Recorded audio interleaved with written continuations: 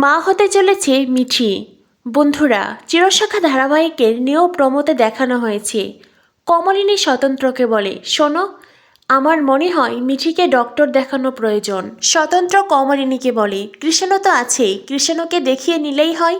কমলিনী বলে, না, আমার মনে হয় মিঠিকে গাইনোকোলজিস্টের কাছেই নিয়ে যেতে হবে। মিঠি এক রাত ওই পাষণ্ডদের সাথে ছিল, তুমি হয়তো ভুলে যাচ্ছ। স্বতন্ত্র অবাক হয়ে বলে, কমলিনী। কমলিনী বলে, আমার মনটা বড্ড কু ডাকছে। অন্যদিকে দেখানো হয় ঘরের ভেতরে আয়নার সামনে দাঁড়িয়ে মিঠি চিৎকার করছে।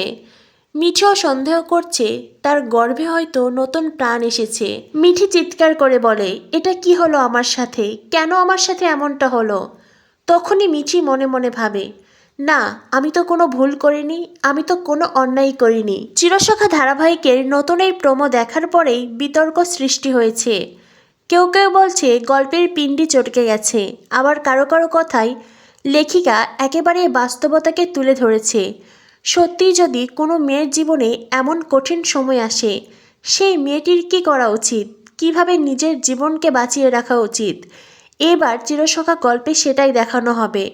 তো বন্ধুরা, তোমাদের কি মনে হয় বর্তমান ট্র্যাক অনুযায়ী যা হচ্ছে সেটা কি হওয়া প্রয়োজন, নাকি এটা না হলেও পারত? অবশ্যই তোমাদের মূল্যবান মতামত জানিয়ে দিও। পরবর্তী আপডেটস পেতে আমাদের সাথেই থেকো। ধন্যবাদ সবাইকে।